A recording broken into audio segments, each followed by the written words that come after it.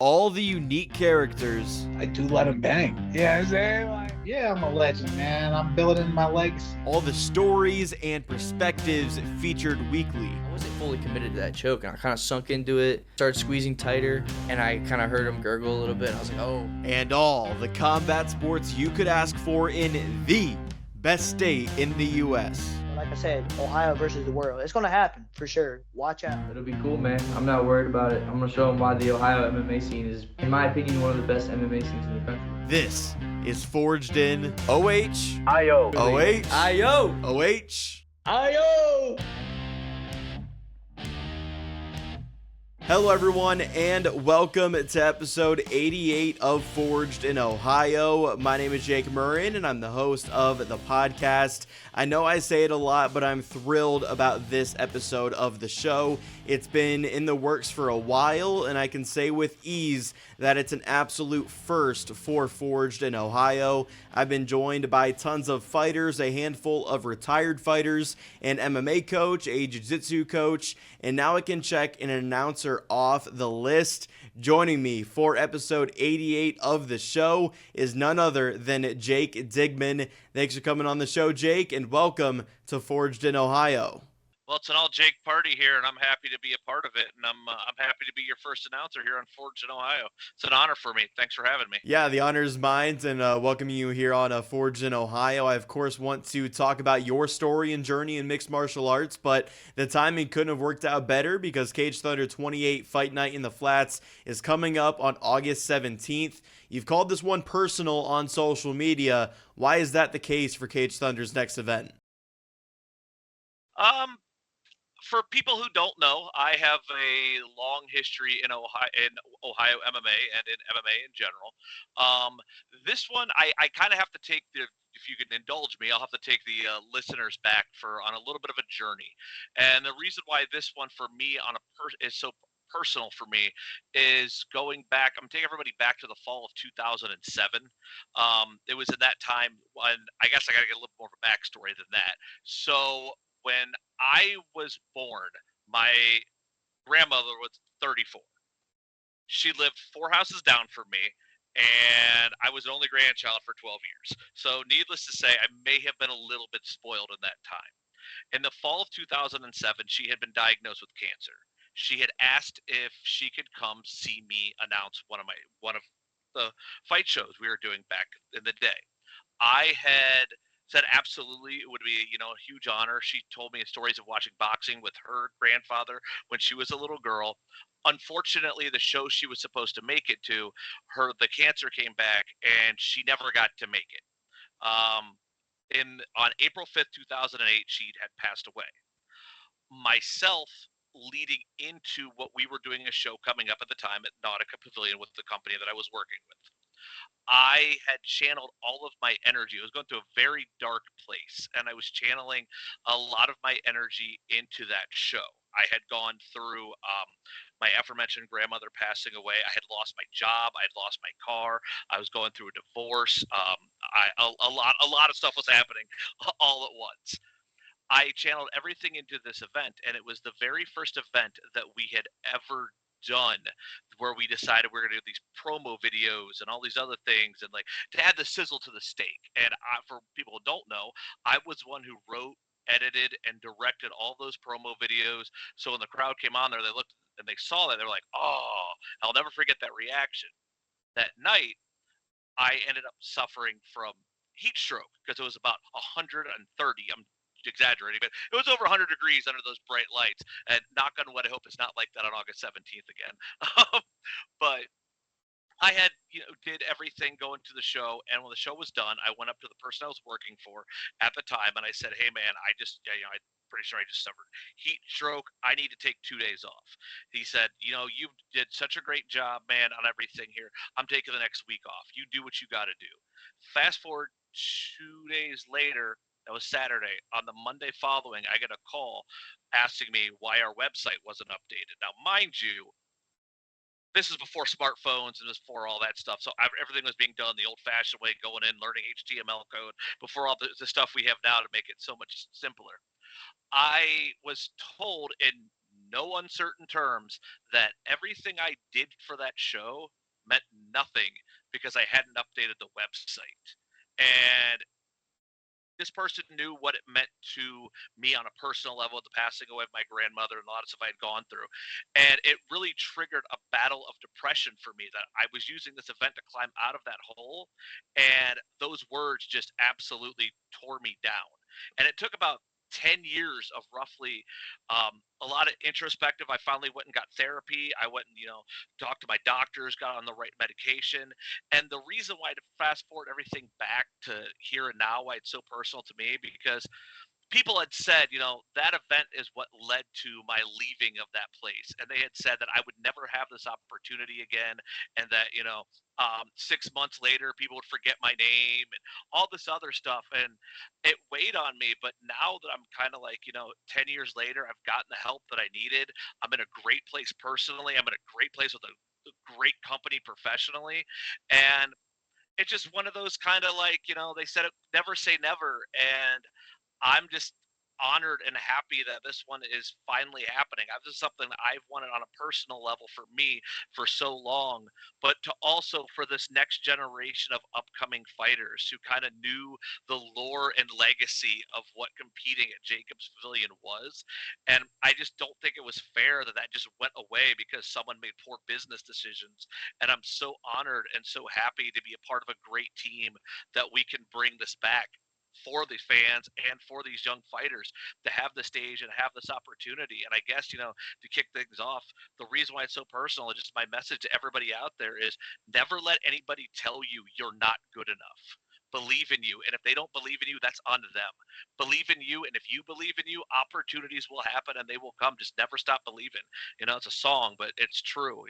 It's what's the old saying? It's not too late. You're not too old, and maybe if you're not too young either, whatever it may be, just, never let anybody else dictate what your path is going to be. And that is part of the reason, the main reason why it's so personal. And the other one is just, like I said, to give these guys this opportunity and this chance, because I know what this, for me, it's totally different than everybody else. A lot of other guys are going for the first time and they're going to feel that rush. For me, I have learned, don't take anything for granted because you never know when it's going to be gone. And I'm going to be enjoying every second of this event come August 17th. I'm excited. Yeah, that is a great message to kick off this episode of Forged in Ohio, no doubt. Having gone through that experience all those years ago, and then the repercussions of that experience, those 10 years where you battled depression and found help and got to where you are now, do you almost use that initial experience as motivation that you're here where you are now, and back then that guy didn't even think that you could be where you are now, if that makes sense? No, absolutely. It's one of those things where I'm a firm believer in how, hard work has paid off, and just staying consistency and, where things will happen. And, there was a point in time in 2017 where we would be having this conversation.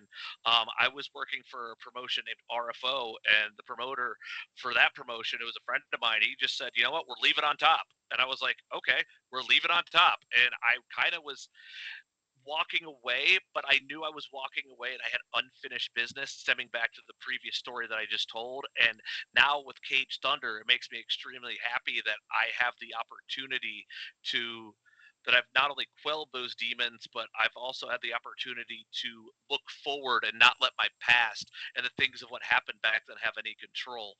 I've learned from what I've done, as I encourage, and I hope everybody learns from their mistakes. And I think the thing that I'm most grateful for with this opportunity is not only do I know what to do, I know what not to do going into this. And I'm just grateful for the team at Cage Thunder that saw the attributes that I could bring to the team and to have me on board. And now we can share that with everybody else. And like I said, man, I'm super excited. So there's no doubt that that former employer knocked you or kicked you when you were already down. Where you are now, have you ever thought of reaching back out to him and sticking it to the man in a way and saying, hey, look at me now, look how far I've come since back then? No, because that won't do anything good for me. That won't benefit me. As a matter of fact, I wish them nothing but success. And I think it's one of the healing processes in life. I've had a lot of things that happened after that also, just because, as we all do, we all go through moments. I don't wish any ill will on anybody because that doesn't make me a better person at the end of the day. I wish, if anything, you learn from them. And one of the things, how I got in my background, how I got involved in MMA was through broadcasting school, little school called the Ohio Center for Broadcasting back in the day. And one of the first lessons they taught us on day one is you're going to get fired. One day it's going to happen. You don't ever truly make it in this business until you've been fired. I've been fired. And you know what? Did it suck at the time? Absolutely. Was I heartbroken because I felt I invested a lot into it emotionally? Absolutely. But you know what? It made me grow as a person. It made me a better person and hardened for the other things that have happened in life since then, because life just keeps happening and it's all in how we deal with it. And so in a really strange way, I'm kind of grateful that it happened the way that it did, only because it made me grow as a person, and I wouldn't be the person I am right here today if it wasn't for that. So no, I wish that person absolutely, no ill will whatsoever towards them, and is what it is. Yeah, that's a great way of putting it. I can tell that you're very passionate about this and fired up for Cage Thunder 28 Fight Night in the Flats, and it's still, 2 weeks out. How do you think you'll feel closer to Fight Night and when Fight Week itself rolls around? Oh man, every time we have a show, I always have that sense of like nervousness. You might have even I talked to you for a little bit on Saturday. I get really chatty and I get into like a different persona. I always joke around. It's like the Batman to my Bruce Wayne. I'm always like, there's a difference between me that's sitting around talking to you right now, or sitting around my house, as opposed to when those lights go on and it's go time. I don't think about it. I just do it. I have a little bit of it, that feeling before every show that I go out there on. But this one in particular, just knowing not only what it means for me, but it means for Northeast Ohio MMA in general. I'd be a fool not to tell you that the nerves are going to be a little bit more amped up there. But I'm also gonna take a second and just kind of soak it all in and savor that moment and be a part of it, because I'm hoping we do many more of these, but also at the same time I'm a realist, and you never know when it could be your last. So that's kind of how I go into every single show that I do. I just enjoy the moment that I'm in and cherish it and try to give everybody who's involved, the fans, the best show possible, and put that brightest spotlight I can on those fighters to make their hard work pay off. Because at the end of the day, it's all about I'm a facilitator to make them look good, so when the fans leave, they say, hey, you know what, I had a really good time and I'm glad I spent my money to come here, and I can't wait until the next one is. When it comes to those nerves before an event, I kind of draw comparisons to when fighters talk about that itch, that fire, that drive to compete, and then when that goes away, they know it's time to hang it up. Can that be compared to what you go through? If when those nerves go away, you know that it might not be time for you to continue doing this anymore? Is that what drives you in a way to do the best you can at these events? You can say that's absolutely part of it. I always have this, so I'll let you in on a little secret. When I'm out there in the cage, because a lot of the stuff, when I'm announcing the guys, obviously I have everything written down. When I'm doing it's the stuff in between that, I'm selling, who, what, when, where, how do you find out about this, whether it be a 50-50 raffle, whether it be Tiger Life Energy booth, whether it be going to the bar or next event. I'm always thinking one word ahead. So in the back of my mind, I'm always going, okay, don't forget that one next word. Don't forget that one next word. And there's always a little bit of nerves that are a part of that. But I just, and I can't say I'm perfect. I've been doing this for 20 years. I've made a mistake every now and then, and you own it and you go to the next thing. Luckily for me, I'm not a fighter, so if I make a mistake, I can just correct it with the next word, as opposed to getting punched in the face or caught in a submission. So that's always nice. Sure. Why is Jacob's Pavilion, in your own words on social media, one of the most prolific venues in all of Ohio MMA? Oh man, you go back to the names that have fought at Jacob's Pavilion over the years. So fun fact, my very first MMA show I was ever involved in was in 2005, Fight Night in the Flats. That was put on by Gladiators Fighting Series, under the legendary Duke Rufus was the one that was the promoters back then. And it's just, from the guys that like on that very first event that I was a part of, and we had the UFC middleweight champion at the time, Rich Franklin, was there. Fun fact: Matt Brown fought on that very first show as an amateur guy. There's one of the biggest legends, bona fide UFC Hall of Famer that fought on that card.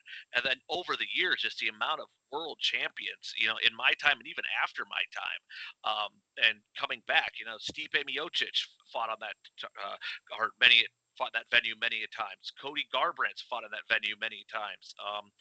Jessica I, just naming people off the top of my head, I believe Daniel Strauss is another one that competed there. It just always had this, and part of the whole idea with the strategy was you're a fellow wrestling fan, so I'm going to borrow into that.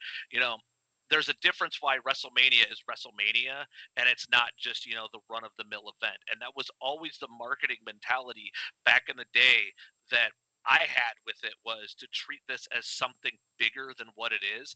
And if you do that and enough people see that and they believe in that, then it becomes that. And I do firmly believe that is just because of the names that have fought there. And from what younger guys at shows have told me about, man, I really want to have that my opportunity to shine at a Jacobs Pavilion. The name may have changed over the years, but when you walk into that place, you just feel that rush and the history of Ohio mixed martial arts, and the names that have converged from all. Ben Rothwell's one I forgot. He fought on that very first show. Names that have just from all over have converged, and it was back in the day we'd say it was the region's biggest annual mixed martial arts event, and now coming back, it's expanded beyond the region. We've got the main event is coming all the way from originally from Armenia, coming out of Los Angeles. We've got fighters from all over the country that are converging onto this, that even if they didn't know what it was back in the day, you can just kind of get that buzz, and you just know, okay, hey, this is something special that I'm a part of. And when you look at that fight card, top to bottom, only a place like Jacobs Pavilion could be one that could host an event of this magnitude. So is it safe to say that Cage Thunder 28 Fight Night in the Flats is this year's WrestleMania for Ohio MMA? Oh, absolutely. Would you not agree with that? No, that? I agree. I just wanted to hear what you think. Yeah, oh yeah, absolutely. I mean, the only thing really that could be any bigger than that is if there was a UFC event. That's the only, and I'm a little bit biased, but I'm being honest, and this is not, I know it's in vogue and people are like, tribalism and MMA. I'm not a tribalistic person when it comes to this. I have friends that work for promotions other than Cage Thunder that I work for. I wish them nothing but the absolute best, but every time I go up and I'm a part of an event, whether it be on camera or it's in my, behind the scenes position as director of marketing and social media, I'm trying to make so myself is so excited to see this, because I know that will translate to the audience. And this is really weird, but so that hat comes off once the show starts, and then the announcer hat comes on, so that once it gets in there, I'm really just trying to get myself super excited for it, and by proxy, it kind of goes to everybody else. And what's the saying?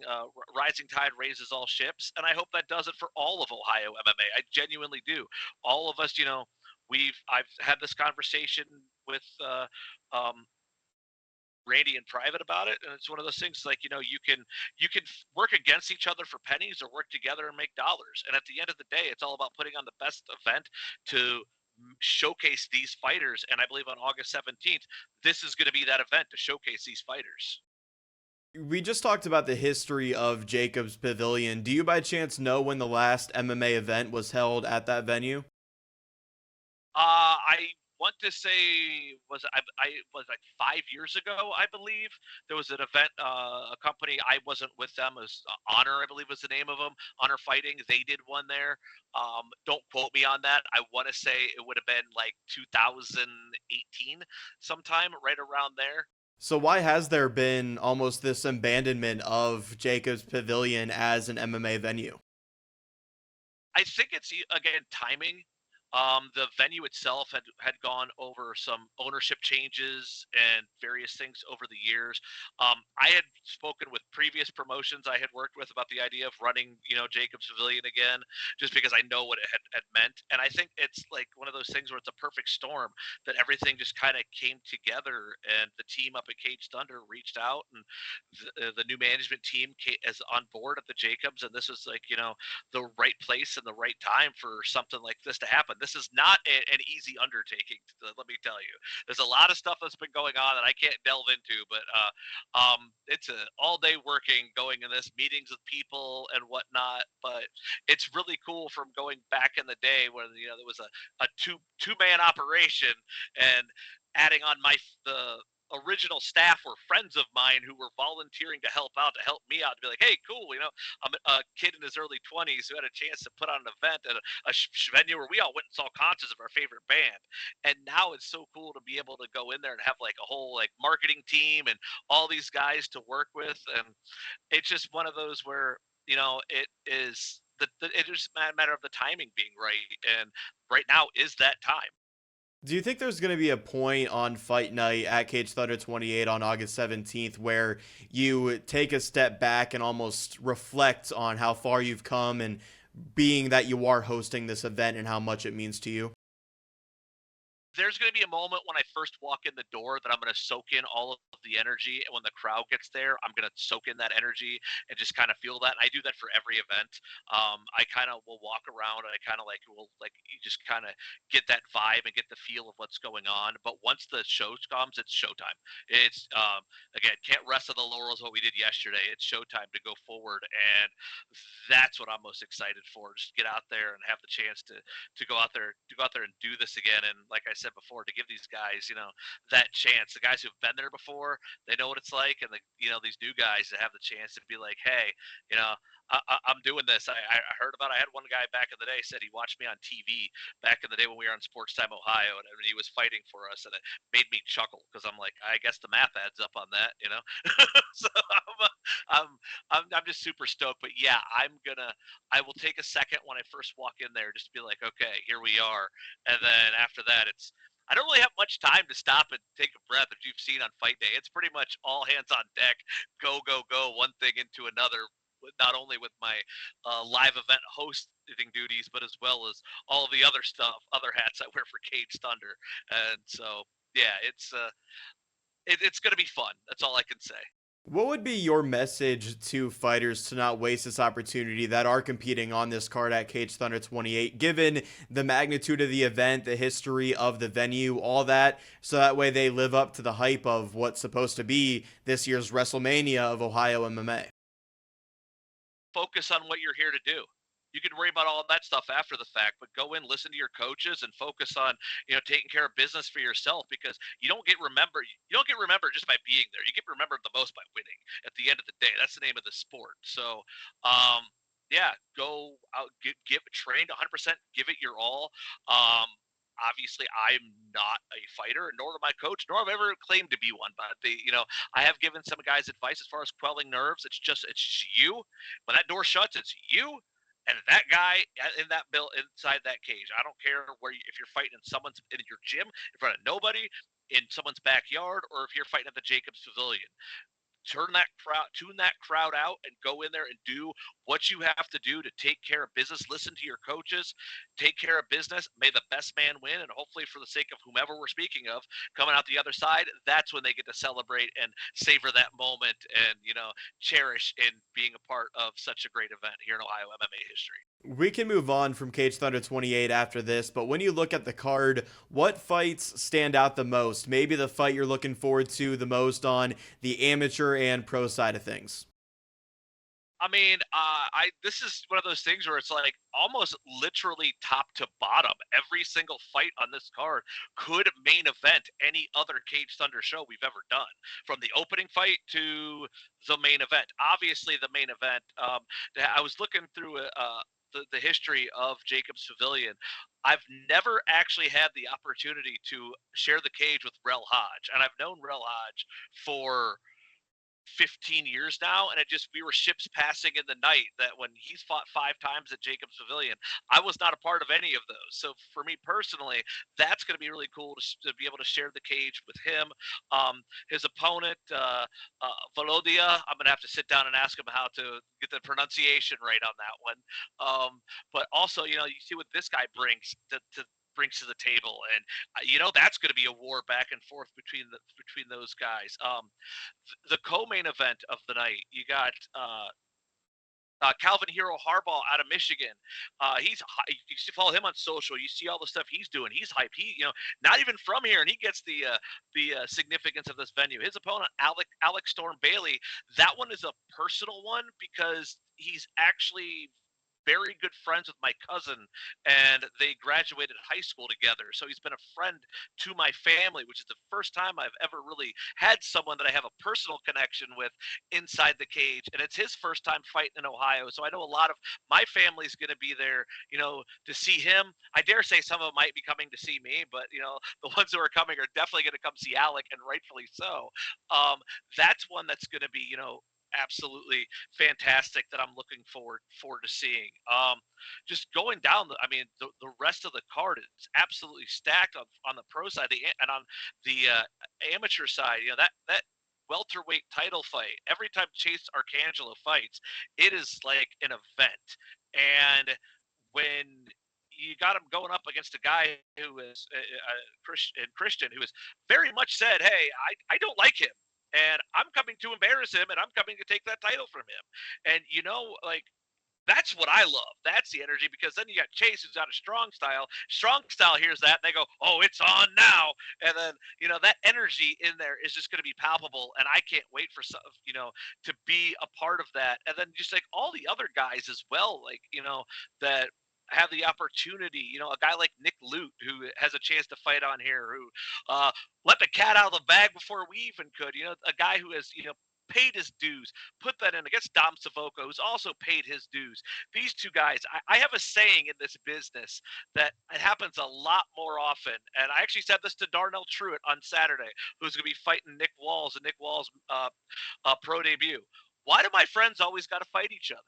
But that's just the side effect of this business, I'm the luckiest guy in the world on this because I get to sit and watch. I don't ever go into a bout or a fight with a favorite of like, who do you want to win? Which most fans would be like, that can't be true, but it's very much true. I'm just here to watch an entertaining, great fight, and may the best man win no matter who it is, and may the fans leave and go, "Damn, that was awesome."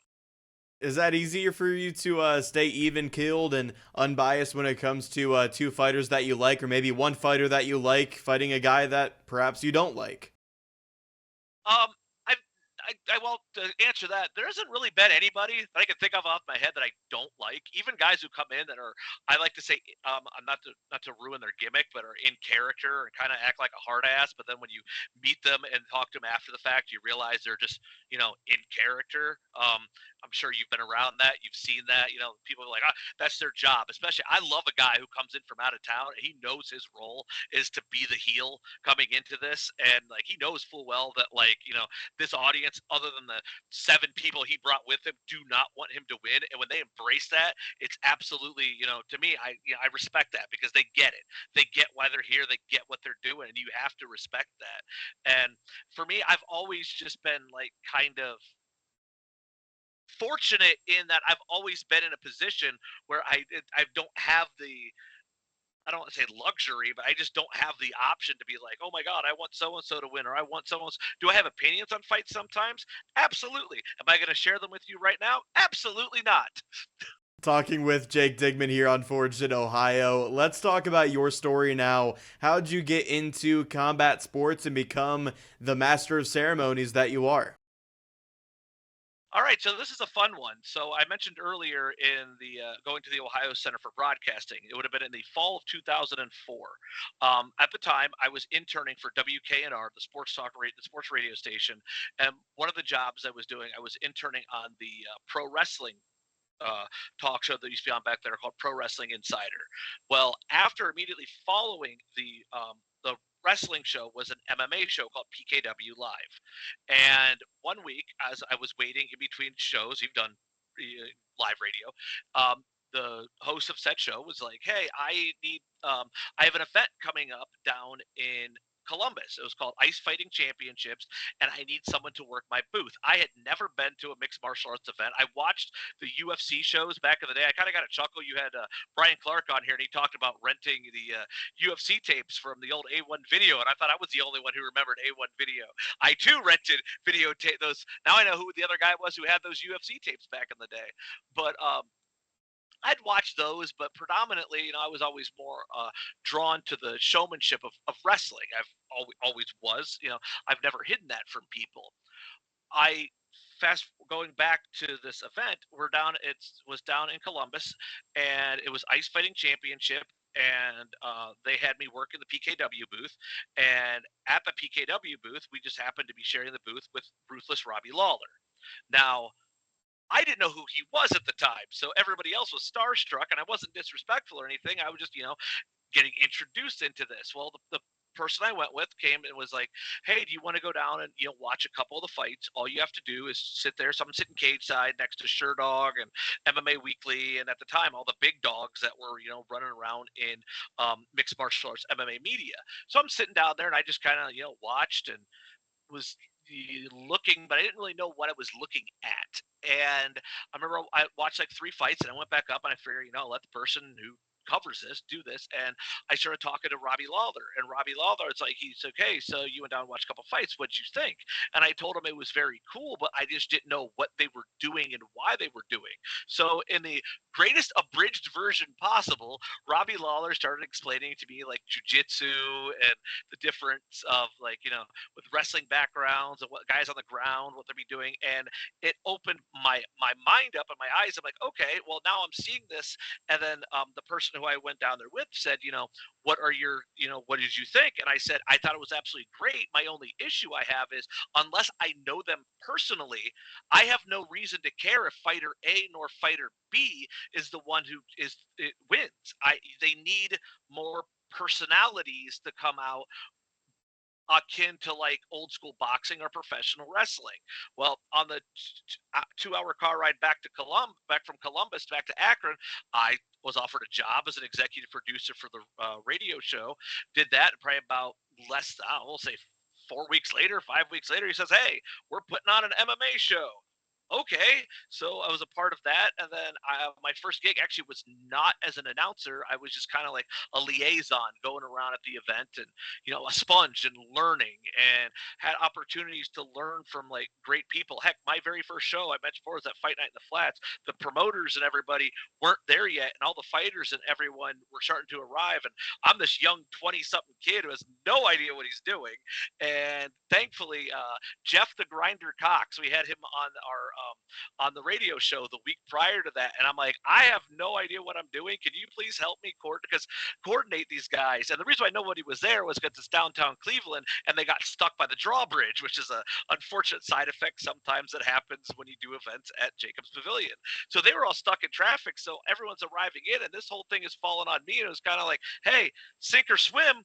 And I just did one of the best I could think of and spoke with, asked Jeff for some help. He coordinated the fighters. And by the time all the guys got in, they got a little bit of a chuckle on it because, I was a young kid, so I was freaking out a little bit, but all is well that worked out well. And then so from that event, there was the idea to start an amateur fight promotion that focused solely on amateurs, which was called the NAAFS back in the day.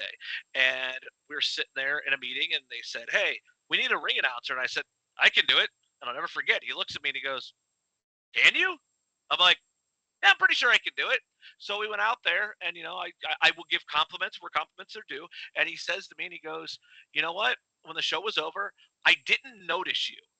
And I mean that in a good way. Like, you didn't take, because I had watched like radio DJs and other people who try to make it like, and just DJs in general who try to make the show about them, and I knew that was not to do. And he's like, "I didn't notice you, so you can keep the job." And I'm like, okay. And that's just kind of how it started. And throughout the almost 20 years later, every single event that I'm doing, I'm just trying to do my absolute best to be better and better at what I've got going on. But yeah, so Ruthless Robbie Lawler is the one who gets the credit for teaching me this stuff, and then right opportunity from a group of people. And those early days is kind of I was fortunate to have the opportunity to really learn on the fly, and in order to be where I'm at today. What an incredible story, and I love the perspective that you bring to the show because you saw mixed martial arts grow from really its infancy back in 2004, going to that first MMA event, to the stereotypes that are still even loosely attached to the sport to where it is now. Were you always confident that mixed martial arts could reach these heights to where it is now in 2024? Um, yes, only because once I got on board with it right as the original season of The Ultimate Fighter was on. So once that hit and everything just kind of took off, like before that was on, we had a saying back in the day. It was always that we called them the newbie nation. They were all the noobs that were coming in and joining the. It sounds mean, but it was a term of endearment because without the noobs, you don't, you always want noobs. We're trying to get noobs every single time we're doing this, and I never in a million years thought it'd be like, MMA would be on the cover or be on like, ESPN and have such the mainstream acceptance that it has today. And if you would have said to 2005, Jake, that the UFC and the WWE would be owned by the same company, not a chance in the world. I don't think any of us ever saw that happening. But you know what? As I've said on my post before leading into this, never say never, because anything is possible in this wild and crazy world. Yeah, that's very true. And you're also a big wrestling fan, like you mentioned. Have you ever been able to be a ring announcer in pro wrestling, or is that something that you'd be interested in doing? I've only ring announced one pro wrestling show over the years, which is I always thought was kind of funny, considering I went into broadcasting school to get involved in wrestling. But I would never trade in the opportunities I've had with mixed martial arts for what I've done and like the name I've been able to make for myself and the relationships that I have forged. There was a point in time in my life where it was like the bucket list thing that I had to do, but I have been fortunate to do so many great things through MMA that it's like if it happens, great, but it's not something that I'm, losing sleep over or going like, oh, I have to do this. I have to do this. It's just, it is what it is. I'm very, very grateful for where I am right now and for the opportunities I've had in Ohio MMA and in the sport in general. I've been fortunate enough to announce shows in Ohio, Michigan, Pennsylvania, Texas, a lot of various places just from doing this. So yeah, if the opportunity were ever there, if they called me tomorrow and said, hey, Samantha Irvin's sick, you're doing SummerSlam on Saturday, I would definitely take that opportunity. But Sam does an amazing job. And as a fan going to the show, I can't wait to see her do her thing. Absolutely. And you, the any challenges that you face when first starting, with becoming the master of ceremonies that you are, that you maybe had to overcome to get to where you are now, not only the path that this sport has evolved across these years, but also you yourself? For me, myself personally, I'm actually nervous talking in front of crowds, which is very interesting for what I do. And I had a conversation one time with a gentleman who was going through some personal struggles. As one of the other promotions I had worked for, and he was our head of security. And I'm not going to throw all of his business out there, but he was dealing with a lot of personal mental health issues. And I shared with him some of the stuff I had just told with you earlier on this show. And he looked at me and he said, you who's inside that cage in front of all of these people, you suffer from anxiety? I go, absolutely, sometimes. And it's just one of those things where I trudged through it. I just kind of like, once the light comes on, it's a totally separate person. But I always had the fear of making a mistake. And then, once you do make a mistake, and I've made a mistake, I've made plenty of mistakes. My fun little story for you. My very first television taping I ever did in 2006. One of the fighters on the card was Ricardo Martinez. However, I was so nervous because I'm my first time ever taping anything for television. I have all these people telling me, stand here, go here. So instead of saying Ricardo Martinez, I announced Rico Rodriguez, who, for those of you who don't remember, was a former UFC heavyweight fighter back in the day. And the Ohio MMA legend Wes Sims came up to me, and every time he saw me after that, because he was there, would never let me forget about that little moment of that little gaffe that I had. And it's like sometimes I've made a couple of mistakes, where I've announced the wrong guy, been given the wrong thing, and years ago, I would think it was the end of the world. Now it's just one of those things. It's like anything, you got to pick yourself up, brush yourself off, and learn from the mistakes. Knock on wood that none of that happens on August 17th. I'm hoping I have all of that behind me. But, every single time going out there is just kind of like, okay, here we go. Do you cringe at all looking back at those first few events and some of those early mistakes that you made with you hosting to where you are now? Oh, I can tell I was very nervous when I look back at some of the stuff I did back in the day. Now, as far as radio goes, I was always very comfortable because nobody could see me. So I could just, relax and just do whatever I, tell stories. On TV and live events, everybody sees me, and I'm right in the center of it. And I see, so there's a highlight video of me on YouTube that's out there. And if you look at it from 15 years ago, I'm just kind of like, a deer in headlights. I can almost do an impression of making his way down the aisle. Please welcome. It's very nervous and scared because I was nervous and scared. And I think it's just like anything in life, once you do something for so many times, you get more comfortable and you get better at it. And I'm fortunate to have had opportunities that showcase my announcing skills. So now I kind of have. Back then, I had nothing to, I didn't know what I was doing. I was just kind of like, learning on the fly. And again, going back to now, I've learned not only what to do, but also what not to do through mistakes I've made over the years. Yeah, it sounds like the first event you ever hosted looks a lot different from what you're doing now. Just how far have you come with what you do? It's just something that's interesting. So I had this past weekend a really funny story that I will share with you. I had a great conversation with Jahzzar. We were talking about, so one of my inspirations in announcing was the late Howard Finkel from the then WWF, now WWE.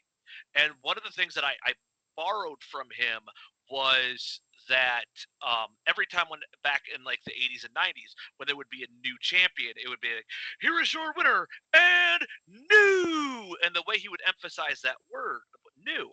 Well, in MMA, I don't have a lot of new champions. However, the one thing that I've done over the years is the way that I announce a split decision is intentionally done going into it, where I was like, after 3 rounds, we go to the judges' scorecards where we have a split decision.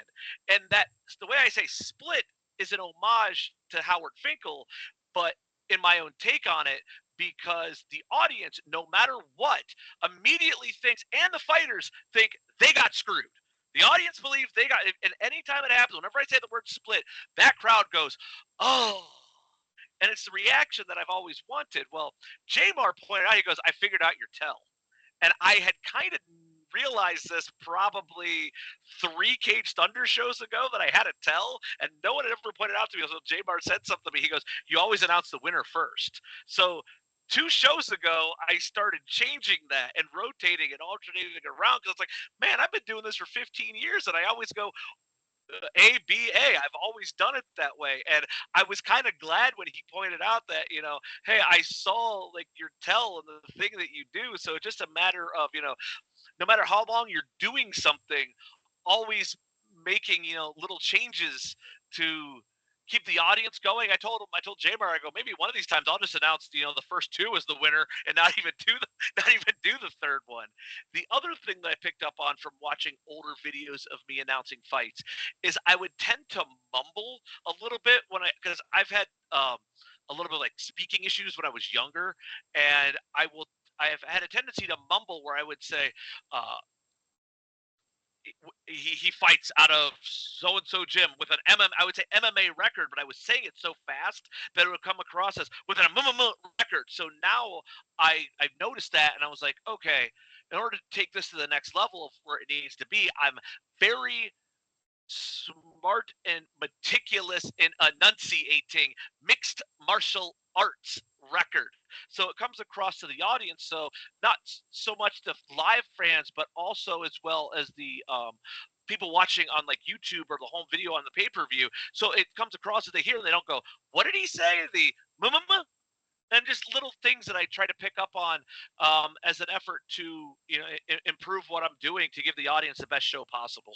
Yeah, that leads into something that I've been dying to ask you about, and that's your style. How did you figure out not only what you were going to say when hosting events, but also how you were going to say it? Because that's a really important part of this too. So the biggest thing first and foremost was to not be an impression of anybody else. And lots of people, they say, "Oh, you're an announcer," so they immediately go to like a Bruce Buffer or a Michael Buffer or whoever, a Howard Finkel, whoever the influences were.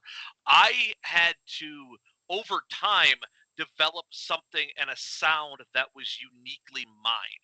That I borrowed, a little bit from others that were influences to me, but I had to do something that was uniquely me, or else I would just come across as a carbon copy of somebody else. Now, I can do any other announcer you want.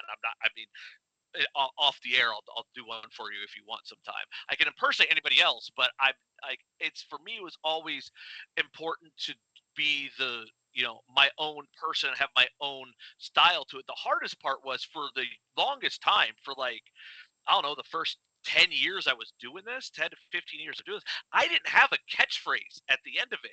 And everybody else, all the other ones were starting to get taken up. So it's like, there was the "It's Time" and, Michael Buffers, I'm not going to say it because I don't want to get sued. And then, other ones that my buddy Jazz had his "Make Some Noise" and other thing like that. And I'm like, okay, well, I need to do something that isn't, stealing from somebody, but also emphasizes, and that's kind of like I added in the "make your voices heard" for your main event of the evening. Kind of just became a, something that everybody says, it's your main event of the evening, but how can I do it that stands out a little bit differently to get that crowd energy up and excited and ready to go? And again, that just goes to one of those things where it's just learning by doing and realizing, hey, I need this as something. I remember the first time I did it, Matt Truckfest was the first time. He goes, "How come you haven't been doing this all along?" I was like, "I don't know. I just kind of thought of it, and now we're just kind of rolling with it. Now it's a staple of mine that, I can't imagine not doing it at an event." How much of what you do really is like a test and trial? Hey, maybe this will work, and you see how it does in the cage, and you apply that to the way you host these events going forward. It's like anything. I learn by when I'm out there, especially like, okay, but the second ever show I ever announced, my buddy who was working with us at the time convinced me that I should do the last name twice part, where it'd be like Jake Murren, Murren. And I did it, and it threw me off so bad that I vowed to. Not only did it throw me off so bad, I announced the wrong guy winning a fight to the point where they just looked at me like, "Oh, that guy won." And it threw me off so bad that I'm like, that's not me. That's for those guys who do it. That's cool. That's your style. That is something that is absolutely not me. And it's just all about finding that rhythm and that flow. And like, so with the announcer cards, I kind of write down, I have everything written out of, the key things. And I can't tell you how I decided. I think it was when they were sitting in a meeting, and I was just like, because I didn't want to do like fighting style, because at the time we were like, everyone is becoming a mixed martial artist. From like the early days of UFC, it made sense. This guy is a kickboxer. And I get why, UFC still does it to this day, because that's what they've always done. So, stick with what, tradition. And I'm okay with that. But I remember sitting down going like, everyone's just kind of an MMA fighter now. So it was just one of those things that I omitted. And also, I never really did height for no reason. It wasn't like, I had a thing against it. It was just, I didn't do it the first time, and it was never really on the sheet. I just kind of have just stuck with the way of how my style that has worked for me over the years. If somebody were to say to me, "Hey, we want to start incorporating the heights of these guys," I would gladly do it. But no one has said anything to me about it for the past 15 years. So it's just, I kind of find that rhythm when I'm in there. Like one thing rolls off the next to the next to the next to the next. And it's funny, I say things so many times. Like every time I write out my cards, I write out, from, weight, team, record, name. You'd think after 20 years I would remember the order it goes in, but nope. Every single time. So just in case if I'm standing there and I have a brain fart, that I can just look down real quick and go, okay, that's the next thing. Once again, this is Jake Digman here on Forged in Ohio. I had to bring this up. You were featured in the MMA movie Warrior in 2011. How'd you get that opportunity to be an announcer in a film? So I was already been announcing for NAAFS back then, and Rick Fike, who's also in the movie, he works in he has a stunt team and works on major motion pictures based out of Cleveland. I received a call from him that they were filming this movie out in Pittsburgh. I didn't even have a title, which would become Warrior, and they were looking for someone to play the role of a ring announcer. So I rented a car because I was young and my car wasn't making it to Pittsburgh back then. Rented a car, drove out to Pittsburgh. It was on a Wednesday, I want to say. So I'm sorry, it was on a Tuesday. On Tuesday, I drove out to Pittsburgh. I auditioned, and it was really funny because I'm sitting there going I'm sitting in this waiting room, and the one guy's like, "Oh yeah, I was just in a Burger King commercial last week." The other one's like, "Oh, I'm doing this play off Broadway," and I'm like, "I announced a fight show down in Akron 2 weeks ago." And I remember I walked in and I asked the casting director, I said, "What do you want?" I go, "What kind of announcer do you want? Do you want old-timey boxing, the sweet science?" She goes, "We want you." And I'm like, "Okay, well, I want you to be you." And I said, "All right, I'm going to do my best to channel the energy of a sold-out crowd with just you and me here." So I did what may have been my greatest announcing job ever in front of no people. And they said, "Okay, we'll consider you." I said, "Okay, great." Thought nothing of it. I got back in my car. I was driving back home to Ohio, and I got a call on my phone. They said, "Okay, we're here to officially offer you the role as the tender trap announcer is my official title in that movie, by the way. We're here to offer you this opportunity." I had to come, so I had to turn the car around. Ended up getting put up in a hotel room for the next couple of days out in Pittsburgh where filming was. I met with the wardrobe people. And I went there, and it was kind of very surreal because in doing so, since I had a speaking role, I was called Taft Hartley, which means that I was essentially given SAG credits. I was given my SAG, but I wasn't in SAG yet. So it was kind of like a workaround that they did back then, and they probably still do to this day, that had the opportunity. So I was covered by the Screen Actors Guild for doing that. And I get there, and mind you, I mean, I've never been on a movie set in my life. So I pull up and I'm going to where all the extras are. And my boss at the time called me. He goes, "Where are you? Why aren't you?" They're calling me looking for you. "Where are you?" And I'm like, "I'm here." They go, "No." He's like, "No, you're not." I was with all the extras because that's where all the people went. So I assume they go, "Oh no, Mr. Digman, you're over here." So I go over to the other side, and I really wish I took a picture of it. It was like these trailers, and it was Tom Hardy, Nick Nolte, Jake Digman. And I'm like, well, that's like one of the coolest darn things, I've ever seen. I went and had my own little private trailer. The wardrobe people came up to me, and the next thing I know, we're going down, and we're gonna be going on set. And I did 2 nights of filming overnight, and it was very cold. It was like in the lower, we'll say, mid to lower 40s when we were filming at night. So we're sitting there and doing multiple takes. And I'll never forget when the director came up to me when it was time to do my part. He says, "Okay, how would this normally go?" And I'm like, "So this is where all of the time of being a ring announcer paid off. The reason why in the movie it looks so authentic is because it's authentic." The director said, "Okay," he stands there and he goes, "Everybody follow his lead. What he does, you're going to follow his lead because he's going to get the thing." And I'm like, "I'll just introduce it." And he asked, "How will the fighters know what to do?" I'm like, "If you just, I'll call them into the cage. I'll introduce this guy. I'll introduce this guy, and then I'll give them their instructions." And they're kind of like, even if you've never fought before, you'll know what happens. And I did that probably like, 3 or 4 takes of what we did. And, the whole part afterwards, the whole scene really was completely ad-libbed, and other than the names of the guys. And, I introduced this guy, that guy. We added the part where, like, Rick gives them their instructions because that's what would happen. We're going, if this is like, a main event fight. So we added that part into it. And then to be able to do all that, and then when years later, it was like 2 years later after they filmed it, to see the finished copy and to look at that and be on the screen, I'm like, my thing that I will never forget is like my mom just seeing, me on the big screen. I remember I had a premiere party at Highland Square back in the day, and my mom seeing my name and like, my name on the credits and everything, and just being like, some people say you only got, 15 minutes of fame. If Warrior is my 15 minutes of fame, it is the absolute best possible thing for me, just for being in the line of work that I'm in doing this, and the amount of these young fighters who come up to me all the time and they say like, hey man, that is one of my all-time favorite movies, and or they're like, I didn't even know you were in it, and then I'm watching it one day and oh my god, there you are. Like, it's kind of like, if you know I'm there, you know I'm there. If you don't know, it's a nice little Easter egg for people to still discover. And by the way, you can check it out as of this recording. It's available on Peacock. You can watch Warrior on Peacock. So it's really cool, and it's a really awesome thing, and it's a gift that keeps on giving, that I get wonderful royalty checks every 6 months for a little, and by little I mean a little bit of money. What was the reaction of family and friends when the finished product did get rolled out and they were able to see you on the big screen? Oh, it was really, really cool. I had a chance to see a sneak preview, so I knew what to look for.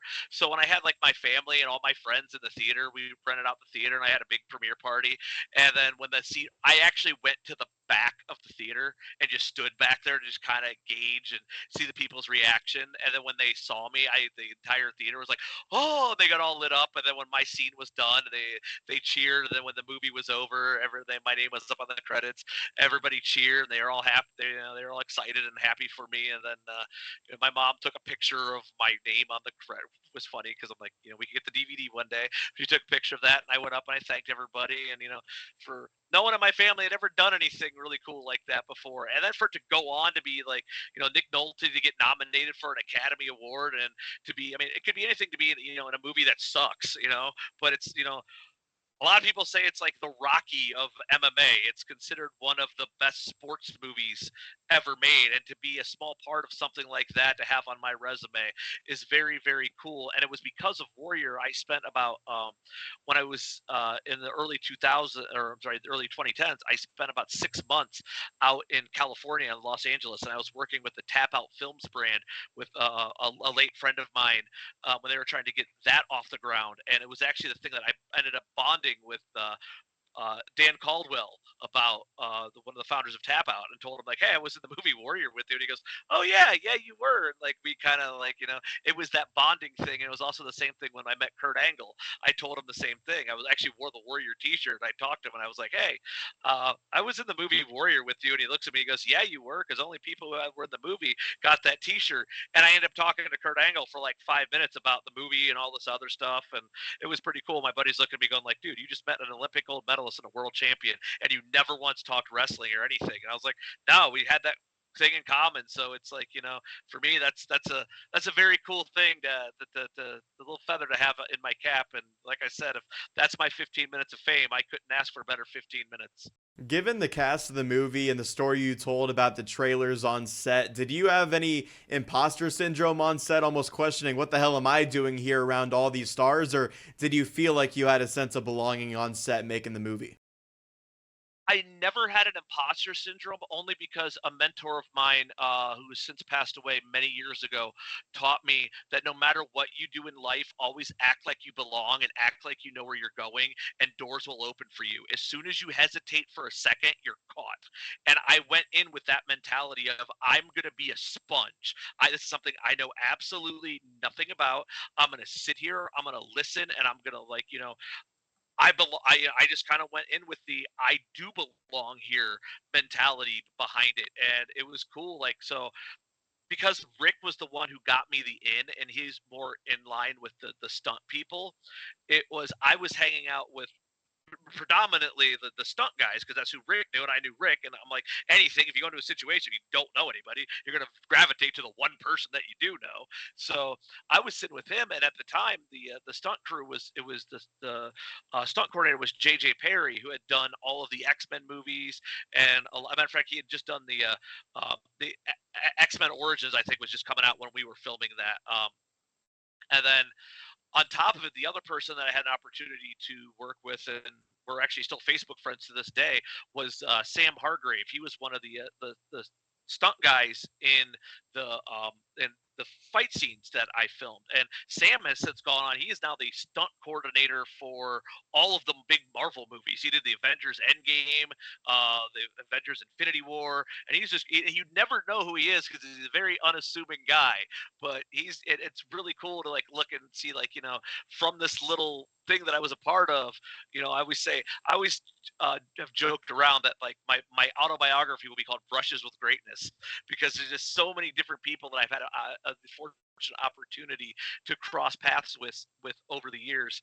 And yeah, so it's just like I just had that, you know, belief of I do belong here, and kind of like, you know, I was all saying like fake it till you make it. And you know, I kind of pinched myself at, you know, the thought of, you know, that night eating dinner, and we're sitting there and it's myself, you know, stunt coordinators, Jennifer Morrison, who was on the show House, and Once Upon a Time, she's sitting at the table eating dinner with us, and we're just having a conversation like it's you and me talking right now till it's time to go back to work. It just didn't feel anything other than that. I think because I didn't take that time to overthink it is probably, you know, the best option. It was just like, okay, my mentality was I got to film this Friday, I got to film this Thursday night, I got to film this Friday night. Am I going to get back to Akron in time for Midwest Combat Challenge 10? Because that Saturday I was back in Akron doing Midwest Combat Challenge 10. So it was kind of a surreal 3 days in a row, to say the least. I know I've taken up a lot of your time, so I'll make this the last one for you, Jake. What does it take to be a good ring announcer in really any combat sport? Number one, you have to enunciate. You have to be able to speak clearly into the microphone so that everybody hears you. And most importantly, you have to know that even though all of the attention is on you, it's not about you. You are I view myself as a facilitator. My job when I am there is I get those fans in the house, I get their attention to immediately give that attention to somebody else, to immediately put it on to the guys and girls who, quite frankly, everybody came to see. It's those fighters. I'm the liaison and the middleman between, you know, the fans and that fighter. And I just happen to be lucky enough to have like the best job going there, because there's 4 guys that go into that cage, and I'm the one who gets to walk out before that the act starts flying. So I'm excited for that. But like for anybody out there who wants to be an announcer, just number one, don't be afraid to fail. Go out there and try, and like, you know, just, you know, do your, it's not for everybody. I was fortunate that it came to me naturally. There's a lot of people out there, you know, it just doesn't come, just like there's lots of things out there that don't come naturally to me. But if it's something you think that you want to try, and it's anybody out there that's listening they want to try, is don't be afraid to fail. Make sure, you know, that you understand that it is, you know, that you're a facilitator, and it's not all about you. You're a part of a show, but you aren't the show. And that's the thing that over the years that I've kind of, you know, believe that has helped me grow into a pretty darn decent master of ceremonies over the years. Some more great insight and words of wisdom from Jake Digman. It's been over an hour, and I feel like we could go for another hour too. Before we wrap up, though, anything you want to promote or shout out here at the back end of the show, I'll give you the floor. Well, I appreciate that.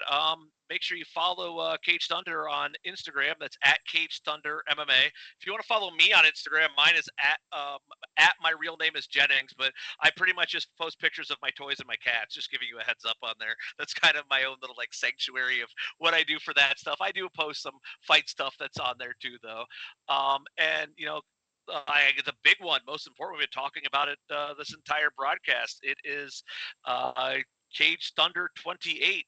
Fight Night in the Flats is back, baby. Saturday, August 17th is at the Jacobs Pavilion, downtown Cleveland, Ohio. We have 9 pro bouts signed on this. I believe it's 7 amateur bouts as of right now that are signed to this card. It is top to bottom. It is the most loaded Cage Thunder card we've ever done, and that's saying something considering how big the show was this past December down in Canton. But you know, you just got to keep leveling up, and this is going to be one where I'm telling everybody out there listening, you want to be a part of this show. You want to say you were there. You want to say that you experienced this, and that's Cage Thunder 28 Fight Night in the Flats, Saturday, August 17th from the Jacobs Pavilion in downtown Cleveland, Ohio. Get those tickets at CageThunderMMA.com. I love it. Thanks again, Jake, for coming on the show. We've obviously known each other for a while now, and I appreciate you for joining me. If you've gotten this far in previous episodes of Forged in Ohio, then you should know how I like to end these chats on the show. It's by doing the OHIO chant with my guests. It's a tradition of the show. So, OH...